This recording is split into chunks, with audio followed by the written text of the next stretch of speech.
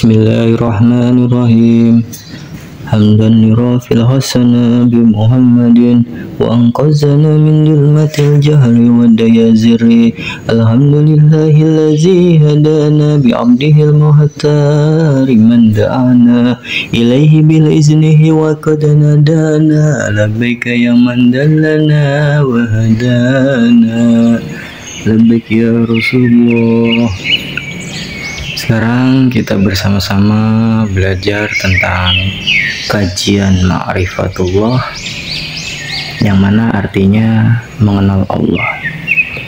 Jadi sebelum kita mengenal Allah, kenalilah diri. Ini sesuai dengan sabda Nabi Muhammad Rasulullah Shallallahu Alaihi Wasallam yang berbunyi, man arafa nafsahu faqad arafa rabbahu. Artinya, barang siapa mengenal akan dirinya, niscaya mengenal akan Tuhannya. Perjalanan itu dimulai dari dalam diri kita sendiri. Ingat nih, kuncinya itu di dalam diri kita sendiri. Jadi nggak perlu mencari keluar diri. Ini harus kita pahami. Fokus kuncinya itu di dalam diri kita sendiri.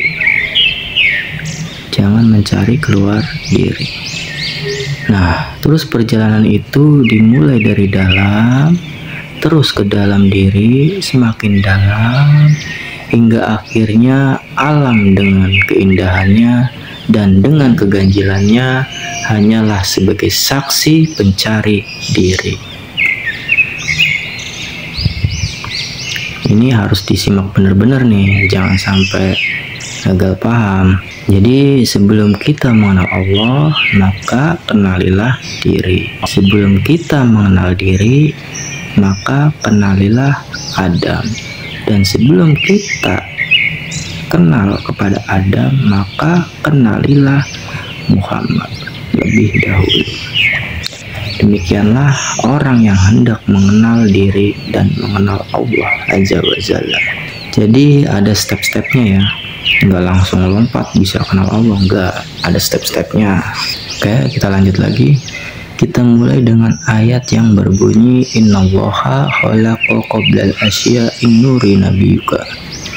Bahwasanya Allah Subhanahu wa Ta'ala menjadikan dahulu daripada segala Asia itu ilah nur nabimu.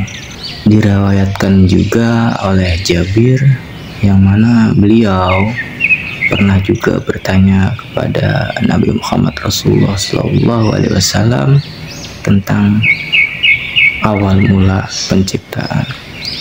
Dan Nabi Muhammad Rasulullah Sallallahu Alaihi Wasallam pun menjawab, awwalu ma khalaqallahu ta'ala nuri nabiyika ya Jabir. Mula-mula dijadikan Allah Ta'ala daripada segala Asia itu ialah nur nabimu ya Jabir.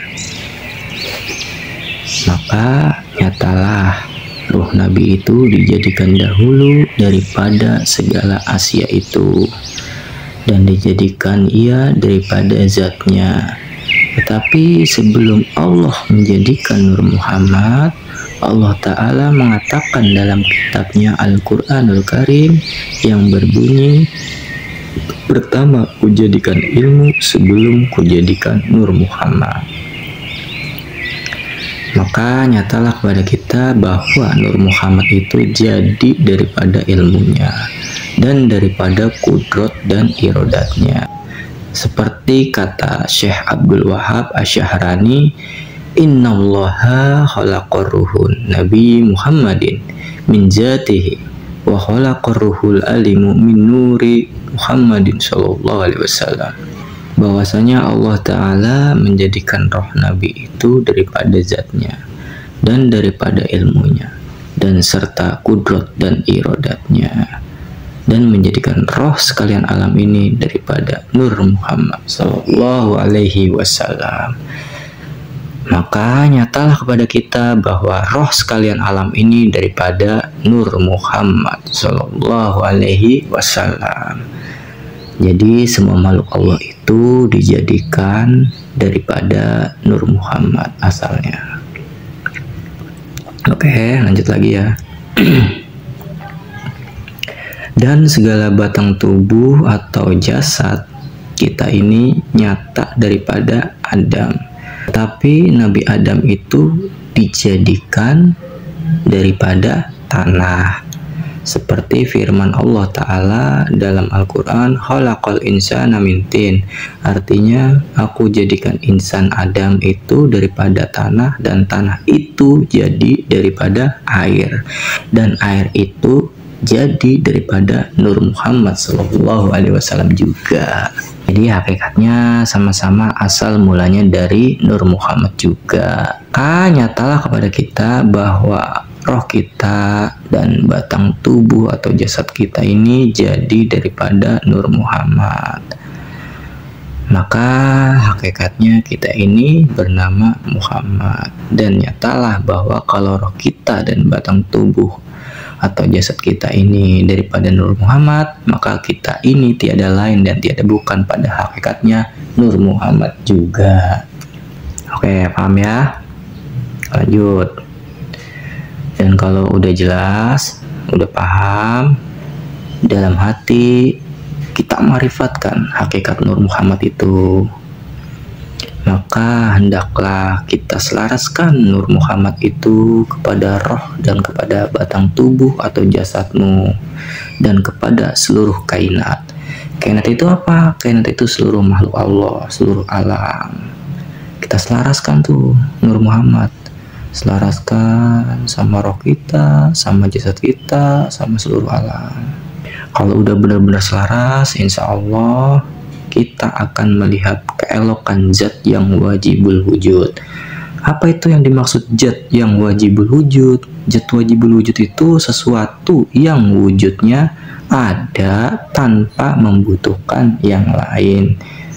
Jadi bisa juga disebut berdiri sendiri tanpa perantara apapun. Zat itu tunggal dan berdiri sendiri.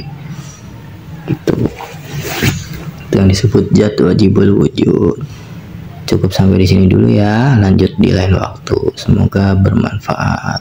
Wabillahi taufiq wal hidayah. Wassalamualaikum warahmatullahi wabarakatuh.